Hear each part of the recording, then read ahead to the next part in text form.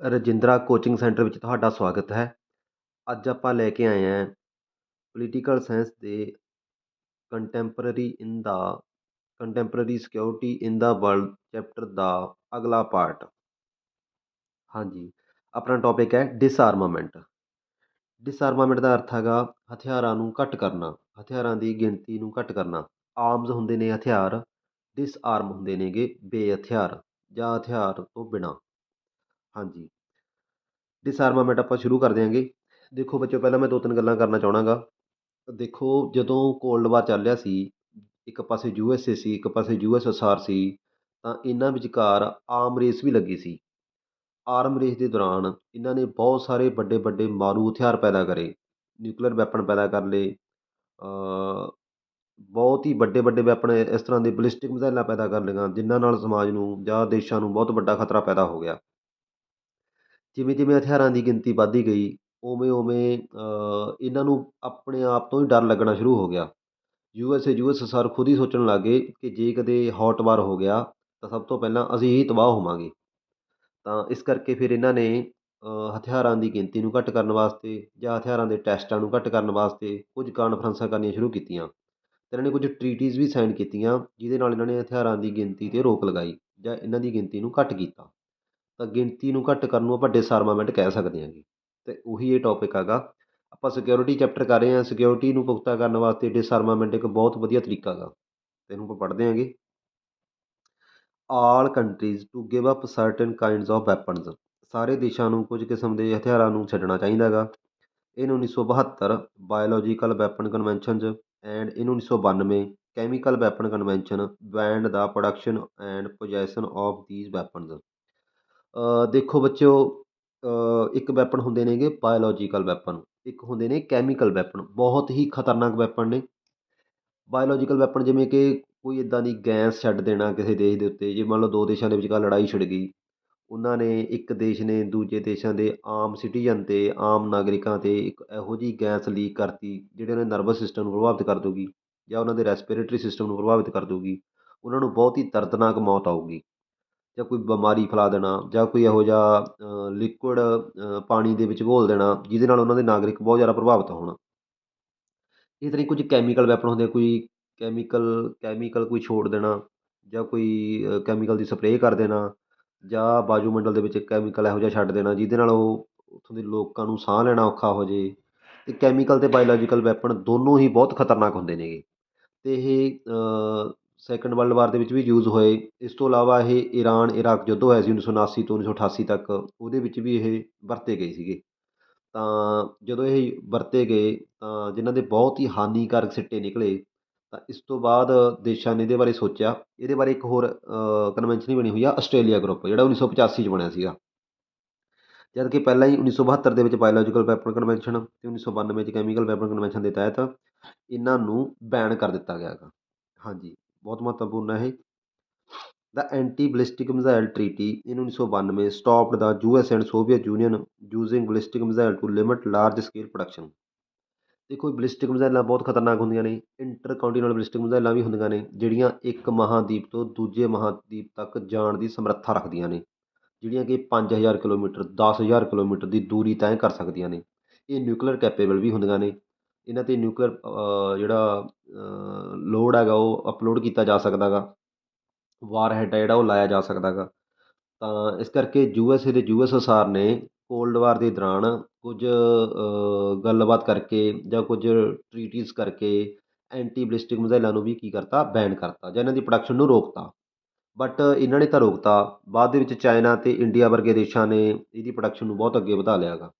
ਹਾਂਜੀ, ਉਹਨਾਂ ਨੂੰ ਵੀ ਇਹਨੂੰ ਰੋਕਣ ਦੀ ਜ਼ਰੂਰਤ ਹੈ। Other arms control treaties were also signed, strategic arm reduction treaty, strategic arm limitation treaty and nuclear non proliferation treaty to limit the weapons. ਦੇਖੋ ਬੱਚਿਓ, ਜਿਹੜੀਆਂ ਇਹ 'ਚ ਸਟਾਰਟ ਅਤੇ ਸਾਲਟ ਦੀਆਂ ਟਰੀਟੀਆਂ ਨੇ, ਇਹ ਦੋ ਦੋ ਹੋਈਆਂ ਸੀ ਵੈਸੇ, ਸਟਾਰਟ 1 ਸਟਾਰਟ 2, ਸਾਲਟ 1 ਸਾਲਟ 2। ਇਹ USA ਅਤੇ USSR ਦੇ ਵਿਚਕਾਰ ਹੀ ਹੋਈਆਂ ਸੀ। ਜਦ ਕਿ ਜਿਹੜੀ NPT ਹੈ ਉਹ ਸਾਰੀ ਦੁਨੀਆ ਨੇ ਕੀਤੀ ਸੀਗੀ। NPT 1968 ਦੇ ਵਿੱਚ ਹੋਈ ਸੀਗੀ। NPT ਇਹ ਕਹਿੰਦੀ ਹੈ ਕਿ ਜਿਹੜੇ ਨਿਊਕਲੀਅਰ ਕੈਪੇਬਲ ਕੰਟਰੀ ਨੇ, ਜਿਹੜੇ P5 ਨੇ, P5 ਪਰਮਾਨੈਂਟ 5 ਜਿਹੜੇ ਯੂਐਨ ਸਿਕਿਉਰਿਟੀ ਕੌਂਸਲ ਦੇ ਵਿੱਚ ਆਉਂਦੇ ਨੇ, ਉਹ ਤਾਂ ਨਿਊਕਲੀਅਰ ਵੈਪਨ ਰੱਖਣਗੇ। ਬਾਕੀ ਜਿਹੜੇ ਦੇਸ਼ ਇਹਦੇ 'ਤੇ ਸਾਈਨ ਕਰਨਗੇ ਉਹਨਾਂ ਨੂੰ ਆਪਦੇ ਨਿਊਕਲੀਅਰ ਵੈਪਨ ਖਤਮ ਕਰਨੇ ਪੈਣਗੇ, ਨਿਊਕਲੀਅਰ ਪ੍ਰੋਗਰਾਮ ਰੋਕਣੇ ਪੈਣਗੇ। ਤਾਂ ਇੰਡੀਆ ਨੇ ਇਹਦੇ 'ਤੇ ਸਾਈਨ ਨਹੀਂ ਕੀਤੇ। ਇੰਡੀਆ ਨੇ ਕਿਹਾ ਵੀ ਇਹ ਡਿਸਕ੍ਰਿਮੀਨੇਟਰੀ ਹੈ, ਜਾਂ ਤਾਂ ਸਾਰੀ ਦੁਨੀਆ ਇਹਨੂੰ ਖਤਮ ਕਰੇ। P5 ਵੀ ਕਿਉਂ ਰੱਖਣ, ਇੰਡੀਆ ਦਾ ਸਟੈਂਡ ਬਹੁਤ ਸਹੀ ਹੈ ਇਹਦੇ 'ਤੇ। ਤਾਂ ਇੰਡੀਆ ਕਹਿੰਦਾ ਹੈਗਾ ਵੀ ਜਾਂ ਤਾਂ ਸਾਰੀ ਦੁਨੀਆ ਖਤਮ ਕਰੇ NPT ਦੇ ਤਹਿਤ ਸਾਰੇ ਵੈਪਨ ਨੂੰ, P5 ਨੂੰ ਵੀ ਰੱਖਣਾ ਨਹੀਂ ਚਾਹੀਦੇ, ਅਤੇ ਜਾਂ ਸਾਰੇ ਦੇਸ਼ ਰੱਖਣਗੇ। ਇਸ ਕਰਕੇ ਇੰਡੀਆ ਨੇ ਇਹਦੇ 'ਤੇ ਸਾਈਨ ਨਹੀਂ ਕੀਤੇ। ਇੰਡੀਆ ਨੇ ਸਾਈਨ ਨਹੀਂ ਕੀਤੇ ਤਾਂ ਪਾਕਿਸਤਾਨ ਨੇ ਵੀ ਸਾਈਨ ਨਹੀਂ ਕੀਤੇ। ਨਾਰਥ ਕੋਰੀਆ ਨੇ ਤਾਂ ਸਾਈਨ ਕੀਤੇ ਸੀ, ਬਟ ਨਾਰਥ ਕੋਰੀਆ ਨੇ ਤੋਂ ਆਪਣੇ ਆਪ ਨੂੰ ਵਿਡਰੋ ਕਰ ਲਿਆ। ਇਜ਼ਰਾਈਲ ਨੇ ਵੀ ਇਹ 'ਤੇ ਸਾਈਨ ਨਹੀਂ ਕੀਤੇ। ਇਸ ਤੋਂ ਇਲਾਵਾ ਸਾਊਥ ਸੁਡਾਨ ਜਿਹੜਾ 2014 ਦੇ ਵਿੱਚ ਆਜ਼ਾਦ ਹੋਇਆ ਸੁਡਾਨ ਤੋਂ, ਉਹਨੇ ਵੀ ਇਹਦੇ 'ਤੇ ਸਾਈਨ ਨਹੀਂ ਕੀਤੇ। ਤਾਂ ਇਹਨਾਂ 5 ਕੰਟਰੀ ਨੇ ਤਾਂ ਸਾਈਨ ਨਹੀਂ ਕੀਤੇ। NPT ਬਹੁਤ ਚੰਗੀ ਟਰੀਟੀ ਸੀ, ਬਟ ਜੇ ਇਹ 'ਤੇ P5 ਨੂੰ ਵੀ ਕਵਰ ਕੀਤਾ ਜਾਂਦਾ। ਹਾਂਜੀ, ਬਾਕੀ ਜਿਹੜੀਆਂ ਸਾਲਟਮੈਨ ਅਤੇ ਸਟਾਰਟਮੈਨ ਟਰੀਟੀਆਂ ਹੋਈਆਂ ਨੇਗੀਆਂ, ਇਹ USA ਅਤੇ USSR ਦੇ ਵਿਚਕਾਰ ਹੀ ਹੋਈਆਂ ਨੇ। NPT ਨੂੰ 1968 ਦੇ ਵਿੱਚ ਲਿਆਂਦਾ ਗਿਆ ਸੀਗਾ। 1995 ਦੇ ਵਿੱਚ ਸ਼ਾਇਦ ਇਹਨੂੰ ਅਨਲਿਮਿਟਡ ਸਮੇਂ ਲਈ ਵਧਾ ਦਿੱਤਾ ਗਿਆ ਗਾ। ਤਾਂ ਵੈਸੇ NPT ਪੂਰੀ ਤਰ੍ਹਾਂ ਸਫਲ ਨਹੀਂ ਹੈਗੀ। ਹਾਂਜੀ, ਅੱਗੇ ਚੱਲਦੇ ਹਾਂ। ਤਾਂ NPT did not abolish the nuclear weapons rather it limit number of the countries that could have them. ਮੈਂ ਤੁਹਾਨੂੰ ਪਹਿਲਾਂ ਹੀ ਕਹਿ ਤਾ ਕਿ NPT ਨੂੰ ਪੂਰੀ ਤਰ੍ਹਾਂ ਨਿਊਕਲੀਅਰ ਵੈਪਨ ਨੂੰ ਐਬੋਲਿਸ਼ ਨਹੀਂ ਕਰ ਸਕੀ ਇਹ, ਕਿਉਂਕਿ ਬਹੁਤ ਸਾਰੇ ਦੇਸ਼ਾਂ ਨੇ ਇਹ 'ਤੇ ਸਾਈਨ ਨਹੀਂ ਕੀਤੇ। ਕਿਉਂਕਿ ਇਹਦੇ 'ਚ ਇਹ ਭੇਦਭਾਵ ਵਾਲੀ ਟਰੀਟੀ ਹੈ, ਇਹਦੇ ਵਿੱਚ ਕੁਝ ਕਮੀਆਂ ਨੇ, ਉਹਨਾਂ ਨੂੰ ਦੂਰ ਕਰਨਾ ਚਾਹੀਦਾ ਹੈਗਾ, ਤਾਂ ਨਿਊਕਲੀਅਰ ਵੈਪਨ ਨੂੰ ਖਤਮ ਕੀਤਾ ਜਾ ਸਕਦਾ ਹੈਗਾ। ਹਾਂਜੀ, ਅਤੇ ਅਸੀਂ ਡਿਸਆਰਮਾਮੈਂਟ ਕਰਕੇ ਆਪਾਂ ਜਿਹੜੀ ਯੁੱਧਾਂ ਦੇ ਵਿੱਚ ਇੰਨਾ ਵੱਡਾ ਨੁਕਸਾਨ ਹੁੰਦਾ ਉਹਨੂੰ ਘੱਟ ਕਰ ਸਕਦੇ ਹਾਂ, ਸਿਕਿਉਰਿਟੀ ਨੂੰ ਪੁਖਤਾ ਕਰ ਸਕਦੇ ਹਾਂ। ਹਾਂਜੀ, ਤਾਂ ਡਿਸਆਰਮਾਮੈਂਟ ਇੱਕ ਬਹੁਤ ਵਧੀਆ ਮੈਥਡ ਹੈਗਾ। ਅੱਗੇ ਆ ਗਿਆ ਵੀ ਕੌਨਫੀਡੈਂਸ ਬਿਲਡਿੰਗ। ਕੌਨਫੀਡੈਂਸ ਬਿਲਡਿੰਗ ਵੀ ਇੱਕ ਬਹੁਤ ਵਧੀਆ ਤਰੀਕਾ ਹੈਗਾ। ਜਿਵੇਂ ਇੱਕ ਦੂਜੇ ਦੇਸ਼ਾਂ 'ਤੇ ਭਰੋਸਾ ਵਧਾਉਣਾ ਕਿ ਮੇਰੇ 'ਤੇ ਕਦੇ ਵੀ ਭਵਿੱਖ ਦੇ ਵਿੱਚ ਹਮਲਾ ਨਹੀਂ ਕਰੂਗਾ। ਤਾਂ ਭਰੋਸਾ ਜਿੱਤਣਾ ਵੀ ਇੱਕ ਬਹੁਤ ਵਧੀਆ ਤਰੀਕਾ ਹੈਗਾ ਐਨੀਮੀ ਨੂੰ ਘੱਟ ਕਰਨ ਵਾਸਤੇ, ਕਨਫਰੰਟੇਸ਼ਨ ਨੂੰ ਘੱਟ ਕਰਨ ਵਾਸਤੇ। ਹਾਂਜੀ, it is a process in which countries share idea and information with their rivals. ਇੱਕ ਉਹ ਪ੍ਰੋਸੈਸ ਹੈਗਾ ਜਿਹਦੇ ਵਿੱਚ ਦੇਸ਼ ਆਪਣੀ ਜਾਣਕਾਰੀ ਆਪਦੇ ਵਿਦਰੋਹੀ ਨਾਲ ਸ਼ੇਅਰ ਕਰ ਸਕਦਾ ਗਾ। They tell each other about their military intentions and up to point their military plans. ਤਾਂ ਉਹ ਆਪਦੇ ਜਿਹੜਾ ਦੁਸ਼ਮਣ ਦੇਸ਼ ਹੈਗਾ, ਜਿਹੜਾ ਰਾਈਵਲ ਹੈਗਾ, ਉਹਦੇ ਨਾਲ ਆਪਣੇ ਮਿਲਟਰੀ ਇੰਟੈਂਸ਼ਨ ਨੂੰ ਸ਼ੇਅਰ ਕਰ ਸਕਦਾ ਗਾ, ਆਪਣੇ ਮਿਲਟਰੀ ਪਲਾਨ ਬਾਰੇ ਦੱਸ ਸਕਦਾ ਗਾ।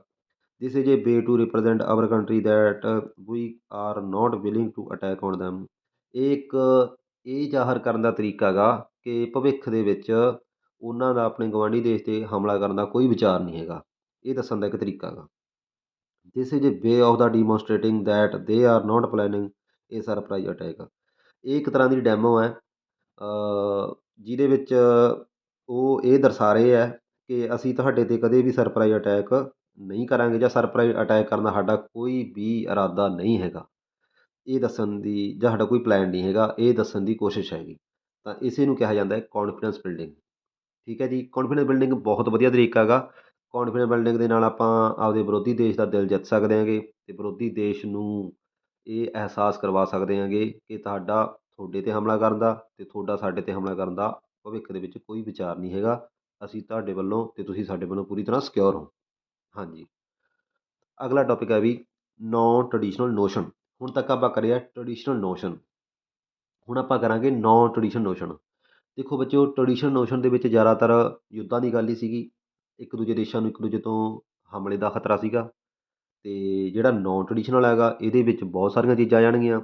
ਇਸ ਦੇ ਵਿੱਚ ਹੈਲਥ ਐਪੀਡੈਮਿਕਸ ਵੀ ਆ ਜਾਣਗੀਆਂ, ਇਹਦੇ ਵਿੱਚ ਟੈਰਰਿਜ਼ਮ ਵੀ ਆ ਜਾਊਗਾ, ਇਹਦੇ ਵਿੱਚ ਮਾਈਗ੍ਰੇਸ਼ਨ ਵੀ ਆ ਜਾਊਗਾ, ਇਹਦੇ ਵਿੱਚ ਗਲੋਬਲ ਪਾਵਰਟੀ ਵੀ ਆ ਜਾਊਗੀ। ਤਾਂ ਇਹਦੇ ਵਿੱਚ ਆਪਾਂ ਬਹੁਤ ਸਾਰੀਆਂ ਚੀਜ਼ਾਂ ਕਰਾਂਗੇ, ਹਿਊਮਨ ਰਾਈਟਸ ਵੀ ਆ ਜਾਣਗੇ। ਤਾਂ ਸ਼ੁਰੂ ਕਰਦੇ ਹਾਂ। ਅੱਜ ਦੇ ਸਮੇਂ ਦੇ ਵਿੱਚ ਸਿਕਿਉਰਿਟੀ ਦੇ ਮਾਇਨੇ ਕੀ ਹੋ ਗਏ ਨੇ, ਉਹਦੇ ਬਾਰੇ ਪੜ੍ਹਾਂਗੇ। ਗੈਰ ਰਵਾਇਤੀ ਹੈ ਇਹ। Non traditional notions of the security go beyond military threats to include a wide range of threats and dangers affect the condition of human existing. ਦੇਖੋ ਵੀ, ਜਿਹੜਾ ਕਿ ਨੌਨ ਟਰਡੀਸ਼ਨਲ ਨੋਸ਼ਨ ਨੇ, ਗੈਰ ਰਵਾਇਤੀ ਧਾਰਨਾ ਹੈ ਜਿਹੜੀ ਸਿਕਿਉਰਿਟੀ ਦੀ, ਇਸ ਦੇ ਵਿੱਚ ਮਿਲਟਰੀ ਥ੍ਰੈਟ ਤੋਂ ਇਲਾਵਾ ਹੋਰ ਵੀ ਬਹੁਤ ਸਾਰੀਆਂ ਚੀਜ਼ਾਂ ਨੂੰ ਸ਼ਾਮਿਲ ਕੀਤਾ ਜਾਂਦਾ ਹੈਗਾ। ਇਹਦੇ ਵਿੱਚ ਵਾਈਡ ਰੇਂਜ ਨੂੰ ਇਨਕਲੂਡ ਕੀਤਾ ਜਾਂਦਾ, ਖਤਰਿਆਂ ਨੂੰ, ਬਹੁਤ ਸਾਰੇ ਖਤਰਿਆਂ ਨੂੰ ਇਹਦੇ ਵਿੱਚ ਸ਼ਾਮਿਲ ਕੀਤਾ ਜਾਂਦਾ ਹੈਗਾ, ਜਿਹੜੇ ਮਨੁੱਖੀ ਹੋਂਦ ਨੂੰ ਖਤਰਾ ਪੈਦਾ ਕਰ ਸਕਦੇ ਆ, ਜਿਹੜੇ ਮਨੁੱਖੀ ਹੋਂਦ ਨੂੰ ਪ੍ਰਭਾਵਿਤ ਕਰ ਸਕਦੇ ਆ, ਉਹਨਾਂ ਸਾਰੇ ਖਤਰਿਆਂ ਨੂੰ ਇਹਦੇ 'ਚ ਸ਼ਾਮਿਲ ਕੀਤਾ ਜਾਂਦਾ ਹੈਗਾ। Human security is about the protection, ਅੱਗੇ ਵਧਦੇ ਹਾਂ, protection of people more than protection of states. ਇਸ ਦੇ ਵਿੱਚ ਪੀਪਲ ਦੀ ਪ੍ਰੋਟੈਕਸ਼ਨ ਨੂੰ ਜ਼ਿਆਦਾ ਧਿਆਨ ਦਿੱਤਾ ਗਿਆ ਹੈ, ਦੇਸ਼ ਦੀ ਪ੍ਰੋਟੈਕਸ਼ਨ ਦੇ ਨਾਲੋਂ। ਦੇਸ਼ ਦੀ ਪ੍ਰੋਟੈਕਸ਼ਨ, ਦੇਸ਼ ਦੀ ਸੁਰੱਖਿਆ ਦੇ ਨਾਲੋਂ ਲੋਕਾਂ ਦੀ, ਆਮ ਲੋਕਾਂ ਦੀ ਸੁਰੱਖਿਆ ਨੂੰ ਜ਼ਿਆਦਾ ਤਵੱਜੋ ਦਿੱਤੀ ਗਈ ਹੈ। But secure states do not automatically mean secure people. ਇਹ ਵੀ ਸਹੀ ਹੈ ਵੀ, ਜ਼ਰੂਰੀ ਨਹੀਂ ਹੈਗਾ ਜੇਕਰ ਜਿਹੜਾ ਦੇਸ਼ ਹੈ ਉਹ ਤੁਹਾਡਾ ਸੁਰੱਖਿਅਤ ਹੈ ਤਾਂ ਤੁਹਾਡੇ ਲੋਕ ਵੀ ਸੁਰੱਖਿਅਤ ਹੋਣਗੇ, ਇਹ ਜ਼ਰੂਰੀ ਨਹੀਂ ਹੈਗਾ। Protecting citizens from foreign attack may be necessary condition for the security of individuals. ਆਪਣੇ ਆਮ ਲੋਕਾਂ ਨੂੰ ਬਚਾਉਣਾ ਫੋਰਨ ਹਮਲੇ ਤੋਂ, ਗਵਾਂਢੀ ਦੇਸ਼ ਦੇ ਹਮਲੇ ਤੋਂ ਬਚਾਉਣਾ ਇੱਕ ਜ਼ਰੂਰੀ ਕੰਡੀਸ਼ਨ ਹੈ ਸਿਕਿਉਰਿਟੀ ਦੇ ਵਿੱਚ।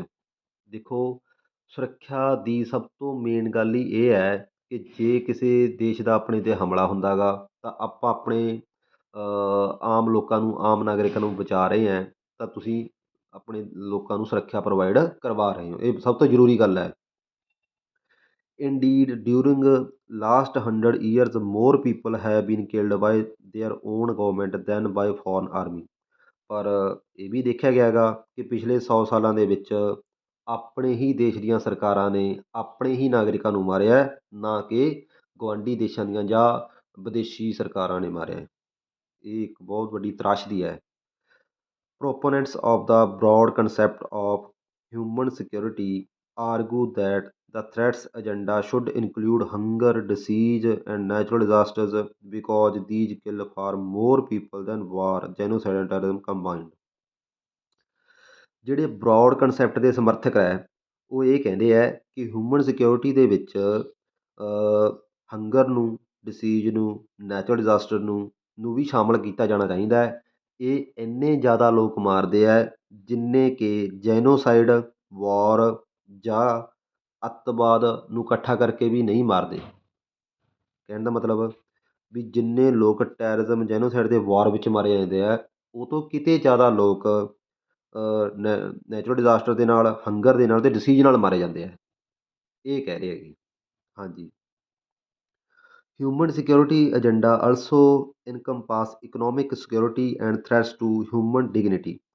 ਆਪਾਂ ਹਿਊਮਨ ਸਿਕਿਉਰਿਟੀ ਏਜੰਡਾ ਦੇ ਵਿੱਚ ਇਕਨੋਮਿਕ ਸਿਕਿਉਰਿਟੀ ਨੂੰ ਵੀ ਸ਼ਾਮਲ ਕਰ ਸਕਦੇ ਹਾਂ ਅਤੇ ਇਸ ਦੇ ਵਿੱਚ ਜਿਹੜੀ ਮਨੁੱਖੀ ਮਾਣ, ਮਨੁੱਖੀ ਇੱਜ਼ਤ ਨੂੰ, ਮਨੁੱਖੀ ਸਤਿਕਾਰ ਨੂੰ ਜਿਹੜਾ ਖਤਰਾ ਗਾ ਉਹਨੂੰ ਵੀ ਆਪਾਂ ਸ਼ਾਮਲ ਕਰ ਸਕਦੇ ਹਾਂ ਹਿਊਮਨ ਸਿਕਿਉਰਿਟੀ ਦੇ ਵਿੱਚ। ਇੱਕ ਹਿਊਮਨ ਹੋਣ ਦੇ ਨਾਤੇ ਜਿੱਥੇ ਵੀ ਆਪਾਂ ਨੂੰ ਕੋਈ ਖਤਰਾ ਗਾ ਆਪਾਂ ਉਹ ਸਾਰੀਆਂ ਚੀਜ਼ਾਂ ਨੂੰ ਇਹਦੇ 'ਚ ਸ਼ਾਮਲ ਕਰ ਸਕਦੇ ਹਾਂ। ਅਤੇ ਇਹਦਾ ਜਿਹੜਾ ਕਨਸੈਪਟ ਆ ਬਹੁਤ ਬਰੋਡ ਹੈ, ਬਹੁਤ ਲੰਬਾ ਕਨਸੈਪਟ ਹੈਗਾ। ਹਾਂਜੀ, ਅੱਗੇ ਵੱਧਦੇ ਹਾਂ ਵੀ ਗਲੋਬਲ ਸਿਕਿਉਰਿਟੀ।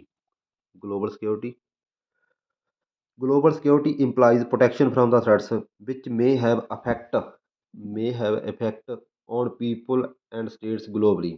ਇਹਦੇ ਵਿੱਚ ਉਹ ਸਾਰੀਆਂ ਚੀਜ਼ਾਂ ਨੂੰ ਆਪਾਂ ਸ਼ਾਮਲ ਕਰਾਂਗੇ ਜਿਹੜੀਆਂ ਸਾਰੀ ਦੁਨੀਆ ਫੇਸ ਕਰਦੀ ਹੈ। ਇੱਥੇ ਜਿਹੜਾ ਮਨੁੱਖੀ ਹੋਂਦ ਨੂੰ, ਇਹਦੇ ਵਿੱਚ ਉਹ ਸਾਰੇ ਖਤਰੇ ਸ਼ਾਮਲ ਕੀਤੇ ਜਾਣਗੇ ਜਿਹੜੇ ਮਨੁੱਖੀ ਹੋਂਦ ਨੂੰ, ਲੋਕਾਂ ਨੂੰ ਪੂਰੇ ਦੁਨੀਆ ਦੇ ਵਿੱਚ ਪ੍ਰਭਾਵਿਤ ਕਰਦੇ ਨੇ। ਪੂਰੇ ਦੁਨੀਆ ਦੇ ਲੋਕ, ਪੂਰੀ ਦੁਨੀਆ ਦੇ ਦੇਸ਼ ਇਸ ਖਤਰਿਆਂ ਨੂੰ ਫੇਸ ਕਰਦੇ ਆ, ਉਹਨਾਂ ਸਾਰਿਆਂ ਨੂੰ ਆਪਾਂ ਸ਼ਾਮਲ ਕਰਾਂਗੇ, ਉਹਨੂੰ ਬੋਲਾਂਗੇ ਗਲੋਬਲ ਸਿਕਿਉਰਿਟੀ। ਹਾਂਜੀ, it emerged in 1990 to respond global warming, terrorism, health epidemic etcetera. ਇਹ ਜਿਹੜੀ ਟਰਮ 1990 ਦੇ ਵਿੱਚ ਸਾਹਮਣੇ ਆਈ, ਇਸ ਦੇ ਵਿੱਚ ਆਪਾਂ ਗਲੋਬਲ ਵਾਰਮਿੰਗ ਨੂੰ, ਟੈਰਰਿਜ਼ਮ ਨੂੰ ਅਤੇ ਹੈਲਥ ਐਪੀਡੈਮਿਕਸ ਨੂੰ ਸ਼ਾਮਲ ਕਰਦੇ ਹਾਂ। ਅੱਗੇ ਵੱਧਦੇ ਹਾਂ ਵੀ environment degradation causing a serious threat to security. Security ਨੂੰ ਸਭ ਤੋਂ ਗੰਭੀਰ ਖਤਰਾ ਉਹ ਇਨਵਾਇਰਮੈਂਟ ਡੀਗ੍ਰੇਡੇਸ਼ਨ ਤੋਂ ਹੈ। Due to the global warming and sea level rise of 1.5 ਤੋਂ 2 ਮੀਟਰ। ਅਤੇ ਗਲੋਬਲ ਵਾਰਮਿੰਗ ਦੇ ਨਾਲ ਜਿਹੜਾ ਸੀ ਲੈਵਲ ਹੈਗਾ ਉਹ 1.5 ਮੀਟਰ ਤੋਂ 2 ਮੀਟਰ ਤੱਕ ਰਾਈਜ਼ ਕਰ ਚੁੱਕਿਆ ਹੈਗਾ। ਦੇਖੋ, ਇਹ ਬਹੁਤ ਖਤਰਨਾਕ ਹੈ ਵੀ ਗਲੋਬਲ ਵਾਰਮਿੰਗ ਕਰਕੇ ਦੁਨੀਆ ਦਾ ਜਿਹੜਾ ਗਲੋਬਲ ਟੈਂਪਰੇਚਰ ਹੈਗਾ, ਐਵਰੇਜ ਟੈਂਪਰੇਚਰ ਆ ਉਹ ਇਨਕਰੀਜ਼ ਹੋ ਰਿਹਾ ਹੈਗਾ। ਐਵਰੇਜ ਟੈਂਪਰੇਚਰ ਇਨਕਰੀਜ਼ ਹੋਣ ਦੇ ਨਾਲ ਕੀ ਹੋਊਗਾ, ਜਿਹੜੇ ਆਪਣੇ ਪੋਲ 'ਤੇ ਬਰਫ਼ ਜੰਮੀ ਹੋਈ ਹੈ ਉਹ ਪਿਘਲ ਜੂਗੀ। ਜੇ ਉਹ ਪਿਘਲੂਗੀ ਤਾਂ ਕੀ ਹੈ, ਸਮੁੰਦਰਾਂ ਦਾ ਪੱਧਰ ਆ ਜਿਹੜਾ ਪਾਣੀ ਦਾ ਉਹ ਰਾਈਜ਼ ਕਰ ਜੂਗਾ, ਉਹ ਵੱਧ ਜੂਗਾ। ਇਹਦੇ ਨਾਲ ਨੀਵੇਂ ਦੇਸ਼ ਡੁੱਬ ਜਾਣਗੇ। ਤਾਂ ਇਹ ਬਹੁਤ ਹੀ ਸੀਰੀਅਸ ਥ੍ਰੈਟ ਹੈਗਾ global warming. Since these problem are global in nature, international cooperation is vital even through it difficult to achieve. ਤਾਂ ਇਹ ਸਮੱਸਿਆ ਗਲੋਬਲੀ ਹੈ ਵੀ, ਤਾਂ ਇਸ ਲਈ ਸਾਨੂੰ ਕੀ ਹੈਗਾ, ਇੰਟਰਨੈਸ਼ਨਲ ਕੋਆਪਰੇਸ਼ਨ ਕਰਨ ਦੀ ਜ਼ਰੂਰਤ ਹੈ ਅਤੇ ਬਟ ਇਹਨੂੰ ਅਚੀਵ ਕਰਨਾ ਬਹੁਤ ਮੁਸ਼ਕਿਲ ਹੈਗਾ। ਕੁਝ ਸਮੱਸਿਆਵਾਂ ਇਹੋ ਜਿਹੀਆਂ ਨੇ ਜਿਹੜੀਆਂ ਸਾਰੀ ਦੁਨੀਆ ਨੇ ਸਾਂਝੀਆਂ ਨੇ, ਪਰ ਉਹਦੇ ਵਿੱਚ ਕੁਝ ਦੇਸ਼ ਸੀਰੀਅਸ ਹੋ ਕੇ ਕੋਆਪਰੇਟ ਨਹੀਂ ਕਰ ਰਹੇ, ਜਿਸ ਕਰਕੇ ਗਲੋਬਲ ਵਾਰਮਿੰਗ ਵਰਗੇ ਕੰਸੈਪਟ ਨੂੰ ਜਾਂ ਗਲੋਬਲ ਵਾਰਮਿੰਗ ਵਰਗੇ ਥ੍ਰੈਟ ਨੂੰ ਘੱਟ ਕਰਨਾ ਬਹੁਤ ਮੁਸ਼ਕਿਲ ਜਾਪ ਰਿਹਾ ਹੈਗਾ। ਹਾਂਜੀ, ਅੱਗੇ ਵੱਧਦੇ ਹਾਂਗੇ। ਨਿਊ ਸੋਰਸ ਆਫ ਥ੍ਰੈਟਸ, ਤਾਂ ਨਵੇਂ ਸੋਰਸ ਕਿਹੜੇ ਆ ਥ੍ਰੈਟਸ ਦੇ, ਖਤਰਿਆਂ ਦੇ ਹੋਰ ਨਵੇਂ ਸੋਰਸ ਕਿਹੜੇ ਨੇਗੇ ਉਹਨਾਂ ਬਾਰੇ ਕਰਾਂਗੇ। ਸਭ ਤੋਂ ਪਹਿਲਾਂ ਹੈਗਾ ਟੈਰਰਿਜ਼ਮ, ਅੱਤਵਾਦ। Terrorism refer to political violence that target civilians, ਤਾਂ ਅੱਤਵਾਦ ਨੂੰ ਇੱਕ ਰਾਜਨੀਤਿਕ ਹਿੰਸਾ ਵਜੋਂ ਰੈਫਰ ਕੀਤਾ ਜਾਂਦਾ ਹੈਗਾ, ਜਿਹੜਾ ਕਿ ਆਮ ਲੋਕਾਂ ਨੂੰ ਟਾਰਗੇਟ ਕਰਦੇ ਨੇ। The classic cases of the terrorism involve hijacking planes or planting bombs in trains, cafes, markets, and other crowded places. ਜਿਹੜੇ ਪੁਰਾਣੇ ਸਮਿਆਂ ਦੇ ਵਿੱਚ ਅੱਤਵਾਦੀ ਕਰਦੇ ਸੀ, ਪੁਰਾਣੇ ਸਮੇਂ ਜਿਹਨਾਂ ਦੇ ਕੇਸ ਕੀ ਸਾਹਮਣੇ ਆਉਂਦੇ ਸੀ, ਜਾਂ ਤਾਂ ਉਹ ਪਲੇਨ ਨੂੰ ਹਾਈਜੈਕ ਕਰ ਲੈਂਦੇ ਸੀ, ਜਾਂ ਉਹ ਟ੍ਰੇਨ ਦੇ ਵਿੱਚ ਬੰਬ ਨੂੰ ਪਲਾਂਟ ਕਰ ਦਿੰਦੇ ਸੀ, ਜਾਂ ਕੈਫੇ ਦੇ ਵਿੱਚ, ਜਾਂ ਮਾਰਕੀਟ ਦੇ ਵਿੱਚ, ਜਾਂ ਕਰਾਊਡਡ ਪਲੇਸ ਦੇ ਵਿੱਚ ਬੰਬ ਪਲਾਂਟ ਕਰ ਦਿੰਦੇ ਸੀ, ਤਾਂ ਕਿ ਆਮ ਲੋਕਾਂ ਨੂੰ ਖਤਰਾ ਪਹੁੰਚਾਇਆ ਜਾਵੇ ਅਤੇ ਸਰਕਾਰਾਂ ਨੂੰ ਆਪਣੀਆਂ ਗੱਲਾਂ ਮਨਵਾਉਣ ਵਾਸਤੇ ਰਾਜ਼ੀ ਕਰ ਲਿਆ ਜਾਵੇ। ਇੱਦਾਂ ਕੀਤਾ ਜਾਂਦਾ ਸੀ ਪਹਿਲਾਂ। ਸਿਵਿਲੀਅਨਜ਼ targets are usually chosen to terrorize the public and to use the public as a weapon against national government। ਦੇਖੋ ਬੱਚਿਓ, ਸਿਵਿਲੀਅਨ ਨੂੰ ਟਾਰਗੇਟ ਕਰਕੇ ਆਮ ਪਬਲਿਕ ਨੂੰ ਟੈਰਰਾਈਜ਼ ਡਰਾ ਕੇ, ਤਾਂ ਇਸ ਪਬਲਿਕ ਨੂੰ ਜਾਂ ਇਸ ਪਬਲਿਕ ਦੇ ਡਰ ਨੂੰ ਜਿਹੜੀ ਨੈਸ਼ਨਲ ਗੌਰਮੈਂਟ ਹੈ ਉਹਦੇ ਅਗੇਂਸਟ ਇੱਕ ਹਥਿਆਰ ਦੇ ਵਜੋਂ ਅੱਤਵਾਦੀ ਵਰਤਦੇ ਹੈਗੇ। ਆਮ ਲੋਕਾਂ ਨੂੰ ਡਰਾਉਣਾ, ਆਮ ਲੋਕਾਂ ਨੂੰ ਧਮਕਾਉਣਾ, ਆਮ ਲੋਕਾਂ ਨੂੰ ਮਾਰਨਾ, ਉਹਨਾਂ ਨੂੰ ਮਾਰਨਾ ਇੱਕ ਹਥਿਆਰ ਦੇ ਵਜੋਂ ਵਰਤਿਆ ਜਾਂਦਾ ਹੈ ਨੈਸ਼ਨਲ ਗੌਰਮੈਂਟ ਦੇ ਸਾਹਮਣੇ, ਤਾਂ ਕਿ ਆਪਣੀਆਂ ਮੰਗਾਂ ਨੂੰ ਮਨਵਾਇਆ ਜਾ ਸਕੇ। ਹਾਂਜੀ, ਟੈਰਰਿਜ਼ਮ ਦਾ ਇਹੀ ਮੇਨ ਮੁੱਦਾ ਹੁੰਦਾ ਗਾ। ਅੱਗੇ ਵੱਧਦੇ ਹਾਂ ਵੀ, ਅੱਗੇ ਵੱਧਦੇ ਹਾਂ। 9/11 when terrorist attacked the World Trade Center in USA, other government and public have paid more attention to terrorism। ਦੇਖੋ ਵੀ, USA 'ਤੇ ਇੱਕ ਬਹੁਤ ਹੀ ਭੈੜਾ ਹਮਲਾ ਹੋਇਆ ਸੀ। ਇਹ 2001 ਦੇ ਵਿੱਚ ਹੋਇਆ ਸੀ ਵੈਸੇ। 11 ਸਤੰਬਰ 2001 ਨੂੰ USA ਦੇ ਵਰਲਡ ਟ੍ਰੇਡ ਸੈਂਟਰ 'ਤੇ ਅੱਤਵਾਦੀਆਂ ਦਾ ਇੱਕ ਬਹੁਤ ਵੱਡਾ ਹਮਲਾ ਹੋਇਆ, ਜਿਸ ਦੇ ਵਿੱਚ ਜਿਹੜੇ ਪਲੇਨ ਹੈ ਉਹ ਹਾਈਜੈਕ ਕੀਤੇ ਗਏ। 4-5 ਪਲੇਨ ਹਾਈਜੈਕ ਕੀਤੇ ਗਏ ਸੀ ਅੱਤਵਾਦੀਆਂ ਦੁਆਰਾ। ਇਸ ਤੋਂ ਬਾਅਦ USA ਦੇ ਅਲੱਗ-ਅਲੱਗ ਸ਼ਹਿਰਾਂ ਵਿੱਚ ਵੱਡੀਆਂ ਵੱਡੀਆਂ ਬਿਲਡਿੰਗਾਂ ਦੇ ਨਾਲ ਉਹਨਾਂ ਨੂੰ ਟਕਰਾਇਆ ਗਿਆ, ਜਿਸ ਦੇ ਵਿੱਚ ਇੱਕ ਦਿਨ ਦੇ ਵਿੱਚ ਹੀ ਕਈ ਹਜ਼ਾਰਾਂ ਪੀਪਲ ਮਾਰੇ ਗਏ, ਆਮ ਲੋਕ ਮਾਰੇ ਗਏ। ਤਾਂ ਇਹ ਇੰਨਾ ਵੱਡਾ ਹਮਲਾ ਸੀ, ਇੰਨਾ ਘਾਤਕ ਹਮਲਾ ਸੀ ਕਿ ਇਸ ਤੋਂ ਬਾਅਦ USA ਨੇ ਅੱਤਵਾਦ ਦੇ ਖਿਲਾਫ ਗਲੋਬਲ ਵਾਰ ਸ਼ੁਰੂ ਕਰਤਾ ਸੀ ਅਤੇ ਸਾਰੀ ਦੁਨੀਆ ਨੂੰ ਅਪੀਲ ਕੀਤੀ ਸੀ ਕਿ ਜੇ ਤੁਸੀਂ ਅੱਤਵਾਦ ਨੂੰ ਖਤਰਾ ਮੰਨਦੇ ਹੋ ਤਾਂ ਅੱਤਵਾਦ ਦੇ ਖਿਲਾਫ ਲੜਾਈ ਦੇ ਵਿੱਚ ਸਾਡਾ ਸਾਥ ਦਿਓ। ਤਾਂ ਇਸ ਤੋਂ ਬਾਅਦ ਦੂਜੀਆਂ ਸਰਕਾਰਾਂ ਨੇ, ਸਾਰੀ ਦੁਨੀਆ ਦੇ ਦੇਸ਼ਾਂ ਨੇ ਅੱਤਵਾਦ ਨੂੰ ਗੰਭੀਰ ਰੂਪ ਦੇ ਵਿੱਚ ਲੈਣਾ ਸ਼ੁਰੂ ਕੀਤਾ। ਹਾਂਜੀ, ਅਗਲਾ ਟੌਪਿਕ ਆ ਵੀ ਹਿਊਮਨ ਰਾਈਟਸ, ਮਨੁੱਖੀ ਅਧਿਕਾਰ। ਜਿਹੜੇ ਅਧਿਕਾਰ ਆਪਾਂ ਨੂੰ ਮਨੁੱਖ ਹੋਣ ਦੇ ਨਾਤੇ ਮਿਲਦੇ ਹਨ, ਆਪਾਂ ਨੂੰ ਮਨੁੱਖੀ ਅਧਿਕਾਰ ਕਹਿ ਸਕਦੇ ਹੈਗੇ। ਜੇਕਰ ਤੁਹਾਨੂੰ ਕੋਈ ਟੋਰਚਰ ਕਰਦਾ ਹੈ, ਤੁਹਾਨੂੰ ਕੋਈ ਮਾਰਦਾ ਹੈ, ਤੁਹਾਨੂੰ ਕੋਈ ਬਲੈਕਮੇਲ ਕਰਦਾ ਹੈ, ਤਾਂ ਆਪਾਂ ਕਹਿ ਸਕਦੇ ਹਾਂ ਕਿ ਤੁਹਾਡੇ ਹਿਊਮਨ ਰਾਈਟਸ ਦੀ ਵਾਇਲੇਸ਼ਨ ਹੋ ਰਹੀ ਹੈਗੀ। ਜਾਂ ਤੁਹਾਨੂੰ ਕੋਈ ਵਧੀਆ ਜ਼ਿੰਦਗੀ ਜਿਉਣ ਤੋਂ ਵਾਂਝਾ ਕਰਦਾ ਹੈ, ਤੁਹਾਨੂੰ ਭੁੱਖਾ ਰੱਖਦਾ ਹੈ, ਤੁਹਾਨੂੰ ਪਿਆਸਾ ਰੱਖਦਾ ਹੈ, ਤਾਂ ਜ਼ਰੂਰੀ ਲੋੜਾਂ ਤੋਂ ਤੁਹਾਨੂੰ ਵਾਂਝਾ ਰੱਖ ਰਿਹਾ ਹੈ, ਤਾਂ ਤੁਸੀਂ ਕਹਿ ਸਕਦੇ ਹੋ ਤੁਹਾਡੇ ਹਿਊਮਨ ਰਾਈਟਸ ਦੀ ਵਾਇਲੇਸ਼ਨ ਹੋ ਰਹੀ ਹੈਗੀ। ਹਾਂਜੀ, ਤਾਂ ਇਸ ਦੇ ਵਿੱਚ ਇੰਨਾ ਜ਼ਿਆਦਾ ਨਹੀਂ ਲਿਖਿਆ, ਬਟ ਦੇਖਦੇ ਹਾਂ ਆਪਾਂ ਕੀ ਲਿਖਿਆ ਇਹ 'ਚ। Human rights have come to be classified into 3 types. ਤੁਹਾਡੀ ਕਿਤਾਬ ਦੇ ਅਕੋਰਡਿੰਗ ਹਿਊਮਨ ਰਾਈਟਸ ਨੂੰ 3 ਕਿਸਮਾਂ ਦੇ ਵਿੱਚ ਕਲਾਸੀਫਾਈ ਕੀਤਾ ਗਿਆ ਹੈਗਾ। ਕਿਹੜੀਆਂ ਕਿਹੜੀਆਂ? ਪਹਿਲਾ ਹੈਗਾ ਪੋਲੀਟੀਕਲ ਰਾਈਟਸ, ਦੂਜੇ ਹੈਗੇ ਇਕਨੋਮਿਕਲ ਰਾਈਟ, ਅਤੇ ਤੀਸਰੇ ਹੈਗੇ ਸ਼ਾਇਦ ਇੰਡੀਜੀਨਸ ਮਿਨੋਰਟੀ ਦੇ ਰਾਈਟਸ ਹੈਗੇ ਸ਼ਾਇਦ। ਤਾਂ ਪੋਲੀਟੀਕਲ ਰਾਈਟਸ ਵੀ first is political rights such as freedom of speech and assembly. ਜਿਹੜਾ ਪਹਿਲਾ ਰਾਈਟ ਹੈਗਾ ਉਹ ਹੈਗਾ ਗਾ ਭਾਸ਼ਣ ਦੇਣ ਦੀ ਆਜ਼ਾਦੀ ਜਾਂ ਅਸੈਂਬਲੀ ਸਭਾ ਕਰਨ ਦੀ ਆਜ਼ਾਦੀ, ਇਹ ਆਪਣੀ ਪੋਲੀਟੀਕਲ ਰਾਈਟ ਹੈ। ਵੈਸੇ ਮੈਂ ਥੋੜ੍ਹਾ ਹੋਰ ਦੱਸ ਦਿੰਦਾ ਬੱਚਿਓ, ਪੋਲੀਟੀਕਲ ਰਾਈਟ ਦੇ ਵਿੱਚ ਆਪਾਂ ਉਹ ਸਾਰੇ ਅਧਿਕਾਰ ਸ਼ਾਮਿਲ ਕਰ ਸਕਦੇ ਹਾਂ। ਰਾਜਨੀਤਿਕ ਅਧਿਕਾਰ ਆਪਣੇ ਹੈਗੇ, ਜਿਵੇਂ ਵੋਟ ਪਾਉਣ ਦਾ ਅਧਿਕਾਰ, ਜਿਵੇਂ ਚੋਣਾਂ ਲੜਨ ਦਾ ਅਧਿਕਾਰ, ਪਾਰਟੀ ਬਣਾਉਣ ਦਾ ਅਧਿਕਾਰ, ਕੋਈ ਵੀ ਸਭਾ ਕਰਨ ਦਾ ਅਧਿਕਾਰ, ਪੀਸਫੁਲ ਮੈਨਰ ਦੇ ਵਿੱਚ ਸਭਾ ਕਰਨ ਦਾ ਅਧਿਕਾਰ ਹੈਗਾ। ਇਸ ਤੋਂ ਇਲਾਵਾ ਸਰਕਾਰ ਦੀ ਆਲੋਚਨਾ ਕਰਨ ਦਾ ਅਧਿਕਾਰ, ਉੱਚੇ ਅਹੁਦੇ 'ਤੇ ਪਹੁੰਚਣ ਦਾ ਅਧਿਕਾਰ, ਇਹ ਸਾਰੇ ਆਪਣੇ ਪੋਲੀਟੀਕਲ ਰਾਈਟਸ ਹੈਗੇ। ਜੇ ਆਪਾਂ ਇਕਨੋਮਿਕ ਰਾਈਟ ਦੀ ਗੱਲ ਕਰੀਏ, ਜਿਵੇਂ ਕਿ ਕੋਈ ਵੀ ਕੰਮ ਕਰਨ ਦਾ ਅਧਿਕਾਰ, ਬਿਜ਼ਨਸ ਕਰਨ ਦਾ ਅਧਿਕਾਰ, ਪੈਸਾ ਵਧਾਉਣ ਦਾ ਅਧਿਕਾਰ, ਕਿਤੇ ਵੀ ਇਨਵੈਸਟ ਕਰਨ ਦਾ ਅਧਿਕਾਰ, ਠੀਕ ਹੈ ਜੀ, ਇਹ ਆਪਣੇ ਸਾਰੇ ਇਕਨੋਮਿਕ ਰਾਈਟਸ ਨੇ। ਹਾਂਜੀ, ਤਾਂ ਬਟ ਇੱਥੇ ਕੁਛ ਹੋਰ ਲਿਖਿਆ ਹੈਗਾ, ਆਪਾਂ ਦੇਖ ਲੈਂਦੇ ਹਾਂ। ਇੱਥੇ ਥੋੜ੍ਹਾ ਲਿਖਿਆ ਹੈਗਾ second is economic rights and social rights, third a rights of the colonized people or ethnic and indigenous minority. ਜਿਹੜਾ ਥਰਡ ਰਾਈਟ ਹੈਗਾ ਉਹ ਹੈਗਾ ਜਿਹੜੀ ਕੋਲੋਨਾਈਡ ਬਸਤੀਆਂ ਦੇ ਵਿੱਚ ਲੋਕ ਰਹਿੰਦੇ ਹੈ, ਜਾਂ ਜਿਹੜੀ ਉਹਨਾਂ ਦੀ ਇੱਕ ਖਾਸ ਰੇਸ ਹੈ, ਐਥਨੀਸਿਟੀ ਹੈ, ਜਾਂ ਇੰਡੀਜਨਸ ਮਿਨੋਰਟੀ ਹੈ, ਉਹ ਆਪਣੀ ਘੱਟ ਗਿਣਤੀ ਨੂੰ ਬਰਕਰਾਰ ਰੱਖਣ ਦਾ ਅਧਿਕਾਰ ਆ ਉਹਨਾਂ ਨੂੰ। ਹਾਂਜੀ, Since the 1990s, development such as Iraq invasion of Kuwait, the genocide in Rwanda, and Indonesian military killing of people in East Timor have led to a debate on whether or not the UN should intervene to stop human right abuse। ਦੇਖੋ ਬੱਚਿਓ, 1990 ਦੇ ਵਿੱਚ Iraq ਨੇ Kuwait 'ਤੇ ਹਮਲਾ ਕੀਤਾ, ਬਹੁਤ ਸਾਰੇ ਆਮ ਲੋਕਾਂ ਨੂੰ ਮਾਰਿਆ। ਇਸ ਤੋਂ ਇਲਾਵਾ ਰਵਾਂਡਾ ਦੇ ਵਿੱਚ ਜੈਨੋਸਾਈਡ ਹੋਇਆ।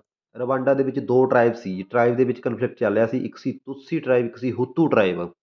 ਇਹਨਾਂ ਵਿਚਕਾਰ ਇਹ ਕਾਫੀ ਸਮਾਂ ਚੱਲਿਆ, ਸ਼ਾਇਦ ਅੱਜ ਵੀ ਚੱਲ ਰਿਹਾ ਹੈ। ਤਾਂ ਇਹਨਾਂ ਦੇ ਵਿੱਚ ਬਹੁਤ ਹੀ ਵੱਡੀ ਕਿਲਿੰਗ ਹੋਈ, 5 ਲੱਖ ਦੇ ਕਰੀਬ ਲੋਕ ਮਾਰੇ ਗਏ। ਤਾਂ ਇਹ ਹੋਇਆ। ਇਸ ਤੋਂ ਇਲਾਵਾ ਇੰਡੋਨੇਸ਼ੀਅਨ ਦੀ ਮਿਲਟਰੀ ਨੇ ਈਸਟ ਤਮੋਰ ਦੇਸ਼ ਦੇ ਵਿੱਚ ਜਾ ਕੇ ਬਹੁਤ ਸਾਰੇ ਆਮ ਲੋਕਾਂ ਨੂੰ ਮਾਰਿਆ। ਤਾਂ ਇਸ ਤੋਂ ਬਾਅਦ ਇਹ ਡਿਬੇਟ ਚੱਲ ਪਈ ਕਿ UN ਨੂੰ ਹਿਊਮਨ ਰਾਈਟ ਨੂੰ ਬਚਾਉਣ ਵਾਸਤੇ ਜਾਂ ਹਿਊਮਨ ਰਾਈਟ ਦੀ ਵਾਇਓਲੇਸ਼ਨ ਨੂੰ ਬਚਾਉਣ ਵਾਸਤੇ, ਘੱਟ ਕਰਨ ਵਾਸਤੇ ਇੰਟਰਵੀਨ ਕਰਨਾ ਚਾਹੀਦਾ ਕਿ ਨਹੀਂ ਕਰਨਾ ਚਾਹੀਦਾ। ਇਹ ਡਿਬੇਟ ਚੱਲ ਪਈ। ਹਾਂਜੀ, ਤਾਂ ਹਿਊਮਨ ਰਾਈਟ ਦੀ ਵਾਇਓਲੇਸ਼ਨ ਵੀ ਸਿਕਿਉਰਿਟੀ ਨੂੰ ਇੱਕ ਬਹੁਤ ਵੱਡਾ ਖਤਰਾ ਗਾ। ਹਾਂਜੀ ਬੱਚਿਓ, ਮੈਨੂੰ ਉਮੀਦ ਹੈ ਤੁਹਾਨੂੰ ਸਮਝ ਲੱਗ ਰਹੀ ਹੋਊਗੀ। ਬਹੁਤ ਹੀ ਸੌਖੇ ਟੌਪਿਕ ਹੈ ਵੀ, ਇਹ ਔਖੇ ਨਹੀਂ ਹੈਗੇ। ਹਾਂ, ਜੇ ਤੁਹਾਨੂੰ ਐਂ ਲੱਗ ਰਿਹਾ ਵੀ ਇਹ ਔਖੇ ਟੌਪਿਕ ਹੈਗੇ ਤਾਂ ਮੈਂ ਥੋੜ੍ਹਾ ਜਿਹਾ ਸਮਾਂ ਲੈ ਸਕਦਾ ਇਹਨਾਂ 'ਤੇ। ਤੁਸੀਂ ਦੱਸ ਸਕਦੇ ਹੋਗੇ, ਜੇ ਤੁਹਾਨੂੰ ਨਾ ਪਤਾ ਲੱਗਿਆ ਤਾਂ ਆਪਾਂ ਦੁਬਾਰਾ ਵੀਡੀਓ ਬਣਾ ਦਾਂਗੇ ਇਹਦੇ 'ਤੇ। ਹਾਂਜੀ ਬੱਚਿਓ, ਅੱਗੇ ਵਧਦੇ ਹਾਂ ਵੀ। ਅੱਗੇ ਹੈਗਾ ਗਲੋਬਲ ਪਾਵਰਟੀ। ਪਾਵਰਟੀ ਇੱਕ ਬਹੁਤ ਵੱਡਾ ਖਤਰਾ ਹੈ ਵੀ ਸਿਕਿਉਰਿਟੀ ਨੂੰ। ਜੇ ਤੁਹਾਡੇ ਕੋਲ ਕੋਈ ਤੁਸੀਂ ਗਰੀਬ ਹੋ ਤਾਂ ਤੁਹਾਡੇ ਕੋਈ ਅਧਿਕਾਰ ਤੁਹਾਡੇ ਕੋਲ ਨਹੀਂ ਹੈਗੇ। ਜੇ ਤੁਸੀਂ ਅਮੀਰ ਹੋ, ਸਾਰੇ ਅਧਿਕਾਰ ਤੁਹਾਡੇ ਕੋਲ ਹੈਗੇ। ਅਤੇ ਗਰੀਬੀ ਇੱਕ ਬਹੁਤ ਵੱਡੀ ਬੁਰਾਈ ਹੈ। Global poverty.